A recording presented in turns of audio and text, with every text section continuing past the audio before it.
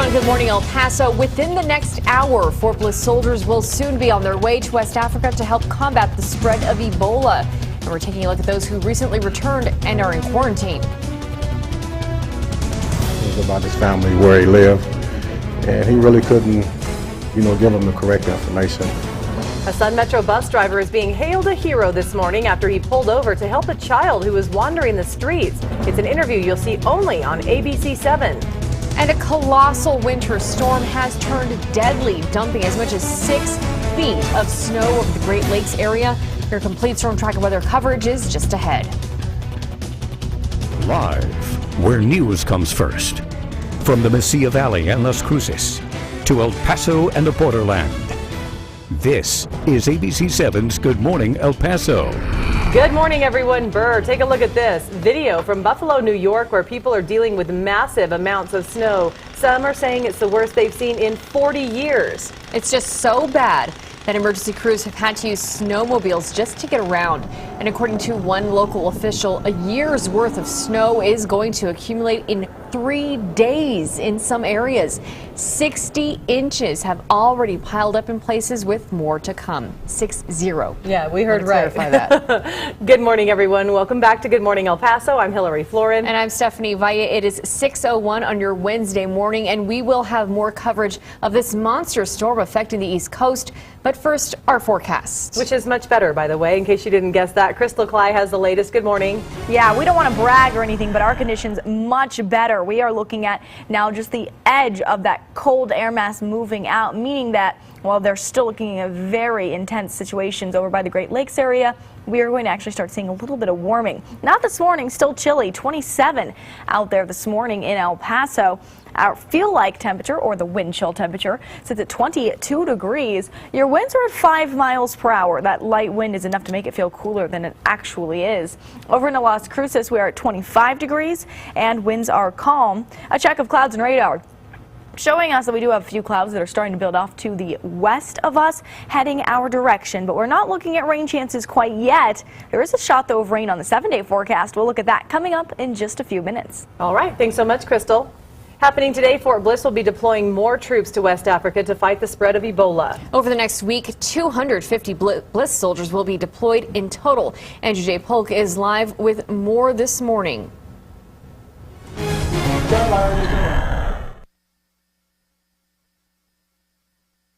Having some trouble reaching Andrew, but he is live out there right now. We'll check in with him in just a few minutes. But in the meantime, we can tell you that we have seen some soldiers return to Fort Bliss, and later this morning they will be leaving to help fight Ebola in Africa. That at the end of 21 days, we will have 68 personnel who will depart Fort Bliss and return to their home station without having any signs or symptoms of Ebola.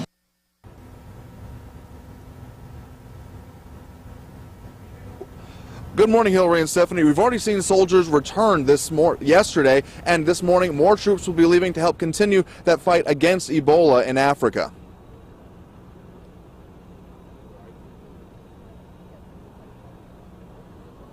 That at the end of 21 days, we will have 68 personnel who will depart Fort Bliss and return to their home station without having any signs or symptoms of Ebola.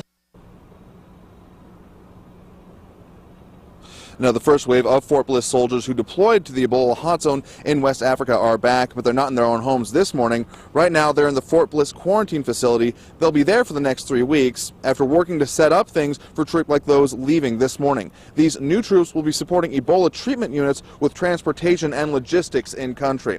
So now these will be the first soldiers of a total of 325 that will be in Task Force Iron Knight that will be departing after a ceremony here at the departure facility behind me. We'll, of course, be in there and bring you the latest on air and online at KVIA.com. So for now, reporting live at Fort Bliss, Andrew J. Polk, ABC 7. Thanks so much, Andrew. Moving on, the sibling of a student at the Isleta School District is under an Ebola watch by the El Paso Health Department this morning. This after the sibling came home from West Africa Monday night. Yesterday, the district announced the child is a student at East Point Elementary. At this time, the sibling is not showing any symptoms. Superintendent Xavier de la Torre says parents of East Point Elementary have been notified.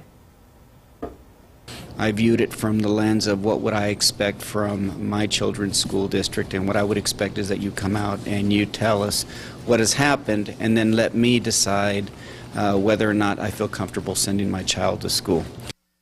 According to the CDC, Ebola is transmitted by direct contact with infected bodily fluids. People who don't show symptoms are not contagious. Many of you were upset when we broke the news of UMC CEO Jim Valenti receiving a $120,000 bonus just months after 50-plus hospital employees were laid off.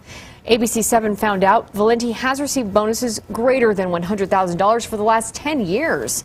When asked about the bonus, UMC Board Chairman William Hanson told ABC 7, quote, "The board recognizes that he earned it by completing goals and projects that the board itself established. The payment is a legally required payment per the terms of the contract." Valenti declined an interview with ABC 7 yesterday, but later in the day, ABC 7's Darren Hunt encountered Valenti at the county courthouse, and this is what he had to say. Do you feel comfortable taking that after what happened just a few months ago with laying those people off? Yeah, I think it's important that you have in all organizations competent leadership. Is there any chance that you would return that money? No, I don't believe so. You feel you've earned that money? Absolutely.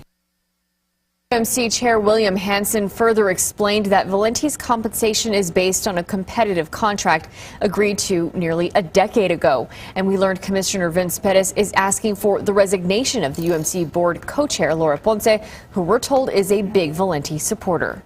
The manhunt is underway for the man who police say hit his girlfriend and 2 children during 2 different fights.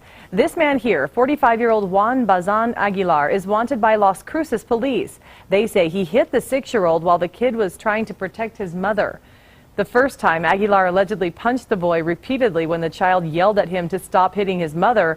Later in the day, police say Aguilar punched the boy in the face very hard enough, in fact, to knock out a tooth. Aguilar is accused of jumping in the woman's car and taking off. Police say he could still be driving the gold-colored 1999 Plymouth Breeze SK. It has New Mexico plates JWR 355. If you see that man, you're asked to call 911 immediately. At 6:07 now, sorry to put you back an hour there. It's time to take a look at the TxDOT traffic cameras. US 54 in Trans Mountain, now Van Buren in northeast El Paso. Traffic is picking up as the sun is starting to rise over the borderline this morning. But again, no problems to report. We'll keep an eye on traffic, though, throughout the morning. And a Kenyatta woman wakes up to a very scary situation. Why she could hardly move a muscle and why firefighters had to save her and her little boy. That story is coming up later in the show. And residents in New York busy digging out of their homes this morning after a storm drops 6 feet of snow, the latest on this deadly storm. And then we'll talk about the good stuff, our forecast. Crystal joins us with that. Good morning. Good morning. We are going to look a little more in depth at what's happening to the northeast over those Great Lakes. We'll also talk about our forecast here and good news for us, a warming trend. It's after your break. This is ABC 7, where news comes first.